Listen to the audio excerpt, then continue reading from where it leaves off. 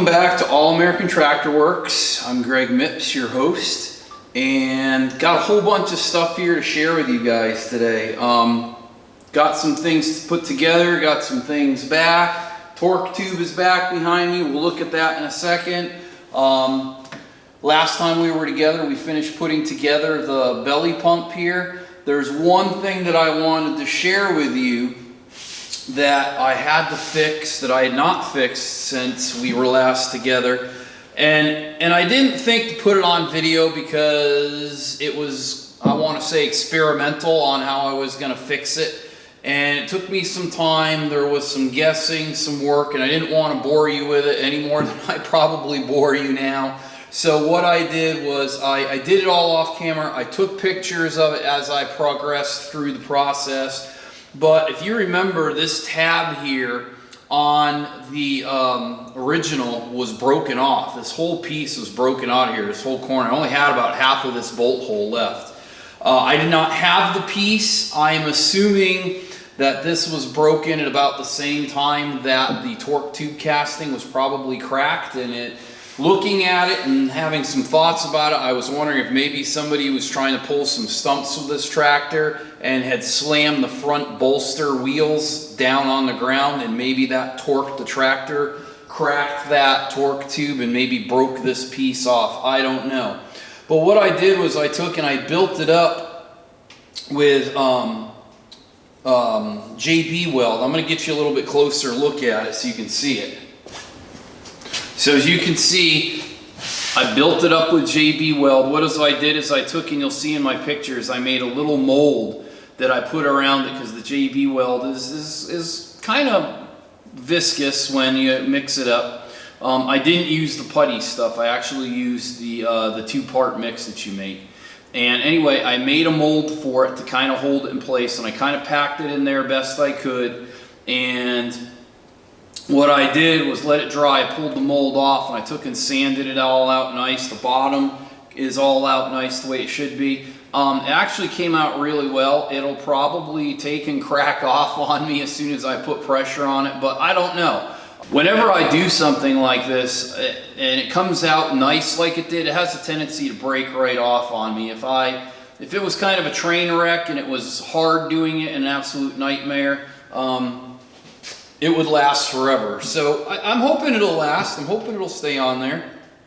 It'll definitely be a true test for JB weld, but it's all set to go, and this is all fixed. This piece can actually go back into the tractor. So we're going to push this off to the side for now, and I want to take you over and I wanted to have you take a look at the torque tube and what got done there.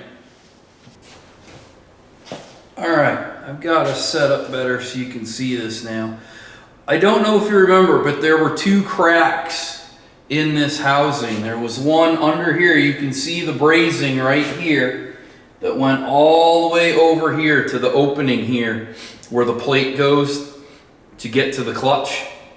So this was cracked all the way through here. They did not braze inside the casting. They just brazed on the outside just because it was easier to access. They took and grooved it out real good, heated it up quite a bit, loaded up,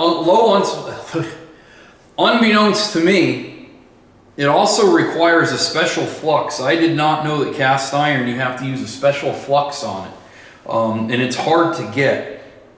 And luckily the guy that fixed this had it. So there was the big long crack here, and then there was one right in here. You can see I kind of sprayed some International Red on it just to cover up the bare metal. I don't want it to rust. So you can still see a little bit of the crack here. This one was only brazed down here. They did not braze up in here. And the reason for that, if you've ever worked with cast iron before, you have to heat it up so much to get the brazing to flow into it, or even to weld it. If it cools too quickly after the process of welding, it'll just crack right next to the weld. So there are kind of some burn marks on this from them heating this whole casting up while they went to do this. I've cleaned it all back up, but wanted to be able to show you. I'm going to take and I'll show you underneath here too in a moment. That's pretty pretty decent shot of it. It's a little dark. Let me see if I can turn this for you. So there you can see it. There's the big long crack. It goes all the way into this opening, as you can see here. And they took and grooved that out and filled that with braze. And it came out pretty darn good. Could I have done it? Yeah, maybe. Did I want to do it? I don't think I'm good enough to do it. And there you can see the other spot that was cracked there. And that crack, let's see if I can get you up inside here. That crack, as you can see, comes all the way up inside. But they did not take, it's right there.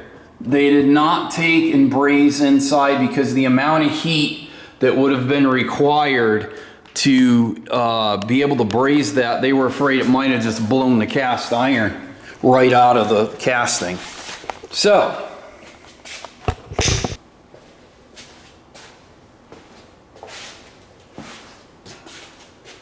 this is where we're at with it. Like I said, it's all done. I was thinking of maybe even taking and putting some epoxy in there. I don't know if it's going to gain me anything at this point. That braze will probably hold it. It may not even have been needed to be repaired. Who knows? I just didn't want to take the chance. I figured, being the torque tube, listen to what it's called. It's called the torque tube. I'm guessing it's going to take a lot of strain through it, and that's probably why it cracked. My guess is somebody was abusing it. But I think what we've got now will definitely have this tractor set for the rest of its life. I'm not worried about it cracking again. To me, this tractor is going to be retired, so I don't see it doing a lot of really hard work. But I think even if I needed to, I think it could hook a couple of plows up to it, hook a disc up to it and pull it. And I don't think it would impact any of this at all. So with that, we are ready to put this guy back onto the transmission. We're going to start to take up some more floor space here, so super excited about it. Before I do that, we're going to do a little work on the front here, connecting the drive line back on before we put this on, because I think that's going to be easier to do before I put this on, and hopefully I can do it that way. So let me get set up for that, and we'll get into that. So I've got everything set up for this. One thing to notice and talk about is the rubber washers that go in here. You can buy replacements. Mine were all in good shape, so I didn't need to replace them at all. They're still kind of soft. They're not rock hard like you would think they would be from age, so I'm electing to continue to run them. So to put the clutch ring on, and I'm following my drawing that's over there, you put one of the washers to encapsulate the rubber in there with the rubber inside of it. These on this initial piece go toward the transmission. I double checked on that, and these rubber washers encapsulate the clutch ring, and they go through, and you end up with a lock washer and a nut on the inside. And this is what the drawing that I have says, the way that it goes. So I'm going to assume that it's correct. Put this one together. That goes through there. Let me grab the right one. Put that in there. Through there. My lock washer. And my nut. Make sure I have it the right way. It has a little standoff on one side. I want to make sure I get that down. And I will take and try to finger tight these up. Alright. It's a 5/8 French on the nut. It's 3/4 on the bolt head. And I'm just going to snug them up. I'm not going to crank them down just yet. I want to make sure that I'm putting this together correctly, because this is the first time I've ever done this, as we know. My first international, and it's been fun. It's been great. I've thoroughly enjoyed it.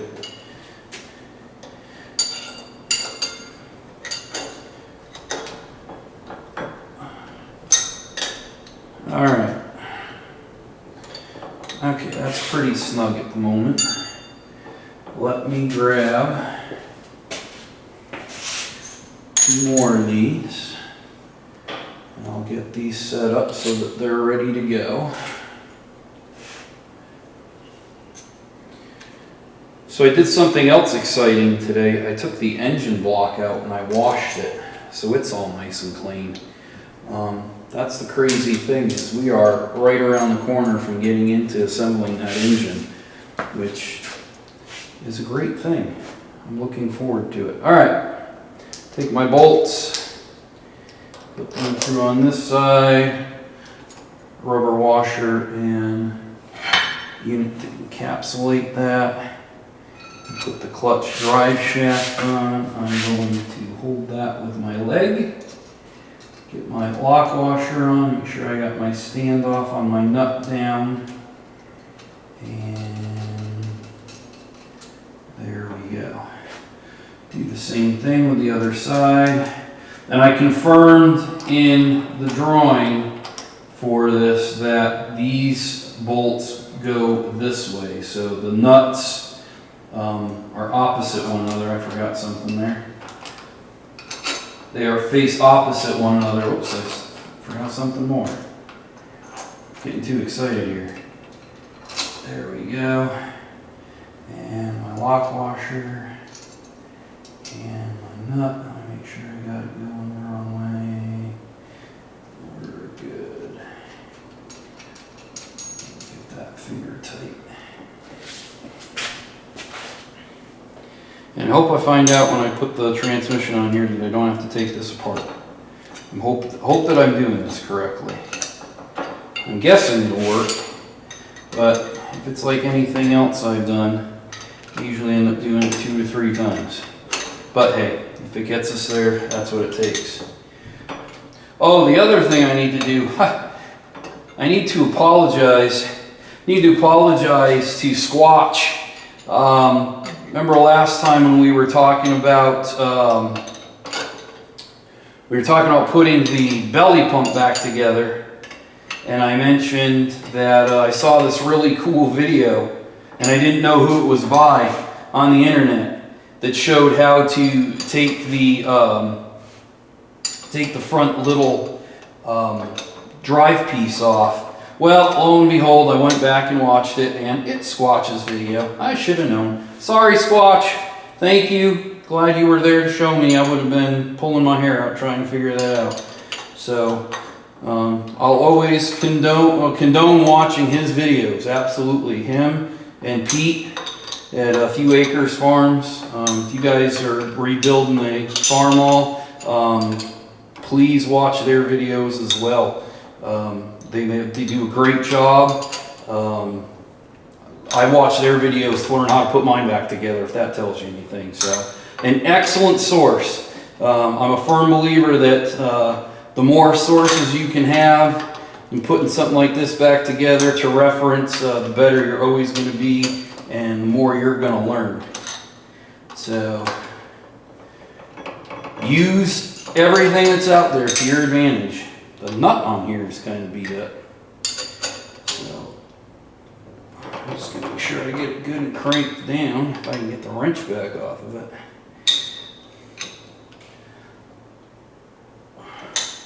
I cleaned up the clutch for this tractor, and I think, and we'll talk about it a little bit more here, I think I'm just going to get a replacement, an entire replacement unit.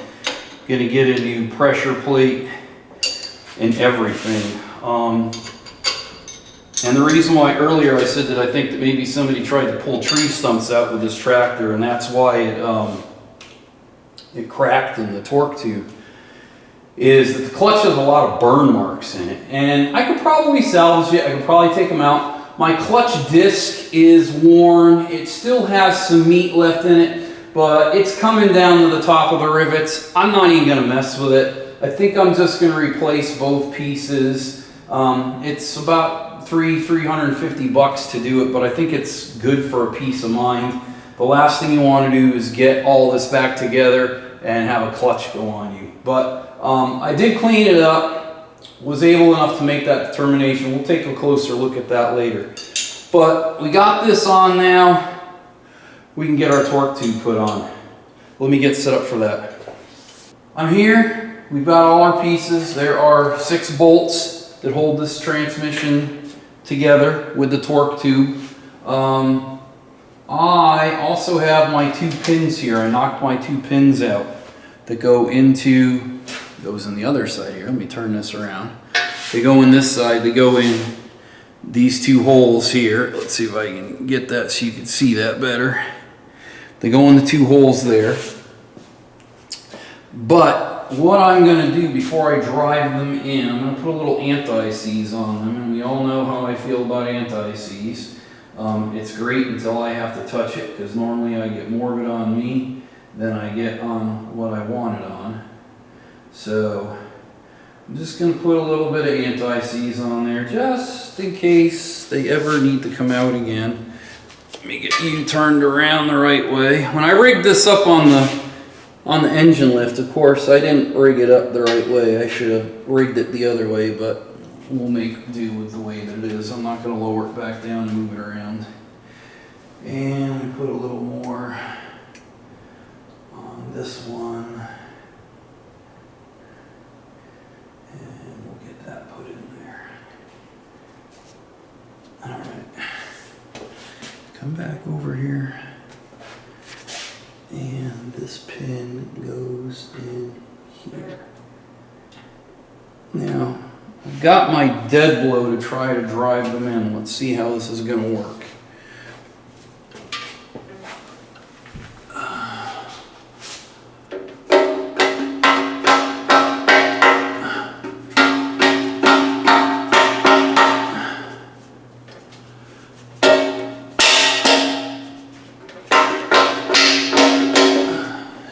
That worked pretty well.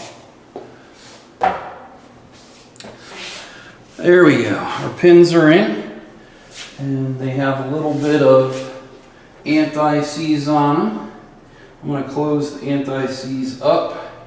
Usually that guarantees that I end up wearing less of it. So, let me turn this around. And we're going to take and let me move the lift into position.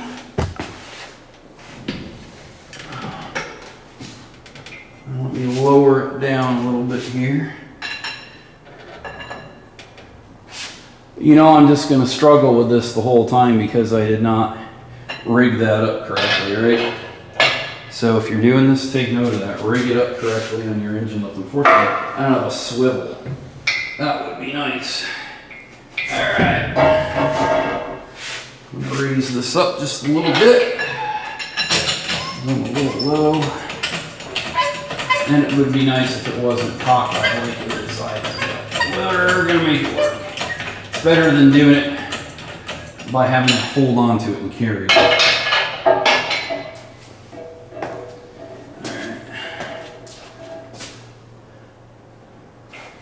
I think we're there. Let me roll this in.